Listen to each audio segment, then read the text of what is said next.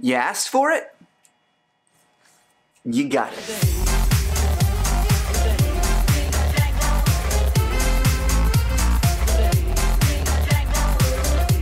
You guys have been asking us for a video talking about how we make videos for a long time, and today I'm gonna make a quick video about that sort of stuff. This is gonna be a recap of everything we do to make a video for you guys. Now you may be thinking, how hard can it be? You shoot a bunch of stuff, you edit it.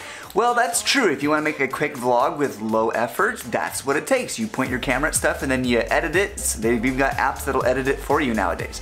But if you wanna create art, if you wanna create a story, if you wanna create a sensation, a real feeling, and direct something, you need to be thoughtful about every little process that goes into it, and Ashley and I work together every single day to do that for you guys. And it is a dream come true, except it's a lot of work. And now I'm gonna tell you all about that hard work. The first thing you're gonna need is a camera, and we have a couple of those. We have a DJI Mavic, which is our drone. We have a GoPro Hero 5 Black, our wide-angle sport action underwater camera. We have an old camera, our old GH2 that we sometimes use, but very rarely now. And then we have the Big Daddy, the Panasonic GH5 that I'm filming this on right now. We actually upgraded from the GH2, that's why we still carry this around, and we really should just sell this because we just don't use it. And when you are filming a video, you gotta make sure that you're shooting something that the audience wants to see, like yourself, or you know, the scenery, your choice. But basically, when I shoot a video, I try to create a story, and sometimes I don't even know how the day is gonna go. People do this all the time with their videos. They have to kind of make it up as they go along, and we're no exception oftentimes. Sometimes we know ahead of time what we're gonna do, often we don't. So I try to get B-roll, which is like pretty shots of things basically, and then I also try to explain what we're doing as we're going along, oftentimes asking Ashley, hey, what are we doing? Or like, explain to us what we're doing, or what are we off to next? Like giving her a leading question so that she can explain to you guys what's happening, and then I just kind of make it look cool by focusing on that sort of thing. But then my years of experience in filmmaking, I've been doing this since I was a kid, comes in, and I get to make artistic decisions, and that's something that you have to learn. You just can't know how to make a good story. And I'm not saying I'm the best, but that is something that you learn with experience. You create a style. And I've certainly created a style of my own. I've also ripped off other people's styles. We've got Casey Neistat, John Olsen, and probably others that I can't think of at the moment. As well as just classic cinema. I grew up watching 30s, 40s, and 50s films, and I really love a good, long, locked off shot. It doesn't work as well for YouTube though. Once we have shot and got everything onto the camera, we need to get onto the computer because then we gotta edit it. So we import everything into the computer. And you're probably thinking, what's the big deal with importing? That's not a big deal. But when you shoot as much footage as we shoot every single day, it becomes gigabytes of data. If you don't know what a gigabyte is, the standard iPhone these days ships with, I think, 32 gigabytes, which is not a ton. And we probably shoot 6 gigabytes every single day. You need a lot of space to store that stuff. And that is where the Glyph Black Box Pro comes in. We recently got this from Glyph. They sent it to us for free. Thank you guys. And it's been amazing because I've previously been using whatever the cheapest hard drive on the market is, and to be honest, they're making sounds, bad sounds for hard drives to make. Clicking, rattling, all the stuff you don't want a hard drive to make. So this Black Box Pro is now backing up every bit of our data from the last year and a half, 2 years. That is a ton. This is 8 terabytes, which is a multitude of a gigabyte, so it's a lot more gigabytes than an iPhone. We also have a Glyph Studio Raid Mini that they also sent us. This is for our day-to-day immediate backup, so I can go back and find stuff that we've previously used. This is 8 terabytes total, but it's been rated to have 4 terabytes that's backed up on itself. There are actually 2 separate hard drives in here. And if I'm not mistaken, this is a solid state drive, which is hugely beneficial for when you're traveling and moving this around. Like, nothing inside to break, basically, except for the fan. There's a train outside. But on a day-to-day basis, we use our brand new Glyph. What are the names of these ones? Ashley's is named Cleo after the goldfish in Pinocchio. Mine is named Tall, Dark, and Handsome. But they're called Atoms. They're called Atoms. It's a glyph atom. These are both solid state hard drives. Again, no moving parts. They have been a godsend. They are already like 4 times faster than the hard drives we were previously using. And this is great because the way we work and when we edit is I film everything for the most part usually. Wait for the train. But then when I import everything to Ashley's little hard drive, her Clio. And then she edits it all by herself. She puts it together and makes it like kind of basically how it's gonna be in the end, based on how I shot it, because I'm already making editing decisions as I shoot. Then, once she's done with it, I plug in my hard drive, transfer the files over in Final Cut Pro 10, and I kind of finish it up, tweak it, and I stylize it, and I make it all fancy. So having 2 separate hard drives to do that has been a part of our workflow for a long time, and having fast solid state hard drives is like absolutely key now because we were wasting so much time on the data transfer. It almost made that workflow impossible. Now it can transfer in like 3 minutes. Like I've had there's a freaking train outside squealing. I've had data transfers faster than that even, and sometimes longer. It just depends on how big the project is that day. Now I'm gonna be recording on the camera and the screen as well so you guys can see what I'm doing. After we have the data transferred, I'll just make sure that I have it loaded up. So here I am opening up my Netherlands playlist. We have a library that stores all of our data. I created a library for each location that we go to, and then everything is organized by date. You can see that here. 10/5, 10/7, 10/9. These are all the days that we film. We usually organize by location first, then date. There's probably a better way. We don't go through and tag everything with keywords like we really should if we were a real production place, but we just don't have enough time in the day. As you guys can see, this takes a lot of work. So then we go through and do a full edit. I'm gonna open up vlog 438. Again, we number them on our side, but then we change the title once we get it to YouTube. I'll show you that in a second. And here you can see a basic edit. I'm gonna zoom out a little bit. Ooh, that is way too far. It's actually a fairly simple edit, but for a vlog, it's a little complex. So as far as filmmaking goes, this is pretty straightforward. As far as vlogging goes, this is a little bit next tier, I'd like to say, if I can compliment myself. Basically, we've got music tracks down here, sometimes sound effects, not very often.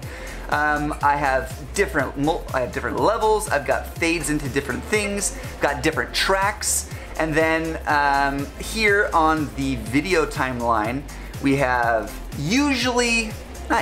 oftentimes, sometimes, we'll have like a cinematic intro. You can see here, I've got cool stuff going, right?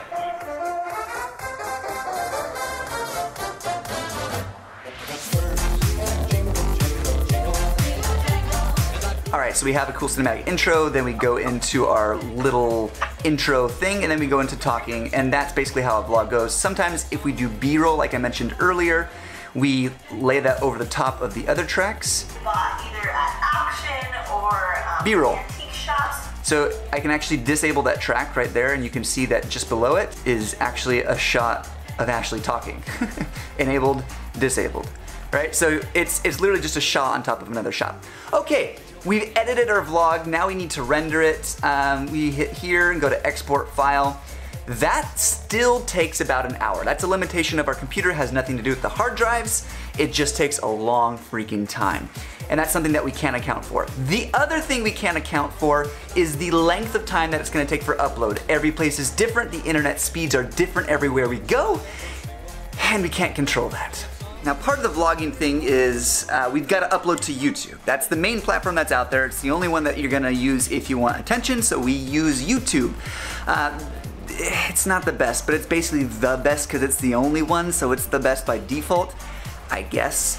But basically we upload there, and this process takes a lot longer than you think. Excluding the actual amount of time that it takes to upload, we have to think about a good title, we have to create a good thumbnail, we have to research keywords that people are actually looking up for a location or a thing that we're doing, we have to write a decent description that is considered searchable but also useful and readable by humans. There is no right way to do it, there's only like how you do it, and the way we do it takes a long time. It takes probably an hour, I'd say, to create a thumbnail, a title, and a description and a keyword. Some people spend a lot longer doing that than we do.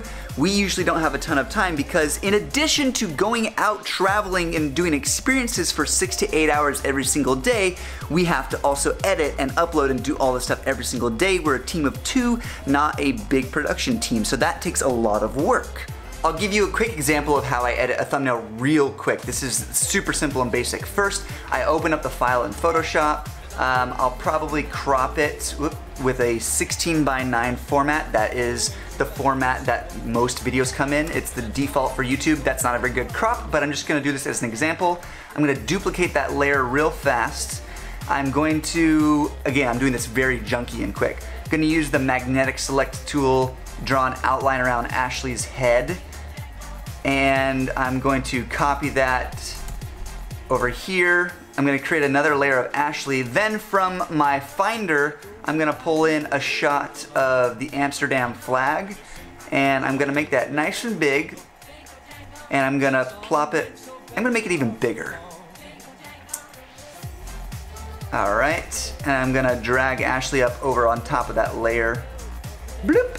And now Ashley is in front of the flag of the Netherlands. I said Amsterdam earlier, I meant the Netherlands. I'll usually add in some text, Amsterdam, and we have basic text that we use. I might go in here and do an outer glow, a stroke, you know, standard YouTube practice stuff.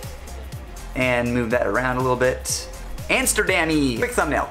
It usually takes me a lot longer because I'm a lot more careful and thoughtful, but I've literally already done this exact thumbnail before, so it's quick. Next, we need to go into the YouTube Video Manager, and here I can show you a little bit about how we create a video in the back end. If we go to the Edit tab, you can see here, it just uploads with some defaults that I have already set. It's got a little blurb about who we are. It creates the vlog title of whatever the file name is of the video we upload. I have some standard keyword tags that I add. Basically, we go in and we might do some research on trends.google.com for a specific keyword that I'm already thinking of to see if there is anything that's out there that people are looking for or if anything is trending. I may try and fit that into the title if it's applicable and it works.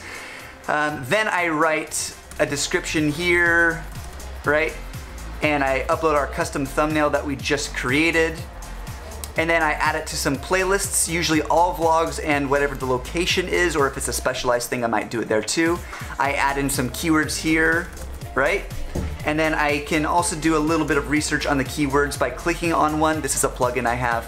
And then doing a little bit of research about what tags are being used the most out of that thing. So on travel couple, GoPro love, Portugal apparently is a common keyword for travel couple. After we do that, I just set a scheduled time for it to release. Sometimes that's immediately, other times that's the next day, depending on how long the upload is gonna take. And then it publishes, and I have it automatically sending to Google+, Twitter, as well as I have another application that automatically posts it to Facebook for me just to save a little bit of time. All of that takes us probably 6 hours to 8 hours every single day. Again, excluding filming and going out and researching, all this stuff just takes a very long time. So I hope that this video gave you guys a quick idea of how you can do it yourself if you're interested, and also just how we do it for the curious. If you have any questions, put them down in the comments below. We do read all the comments. Lately, we haven't had time to get back to all of them, but we still try. So if you have a question, maybe I can answer it in the comments below. Maybe I can do a follow-up video in the future.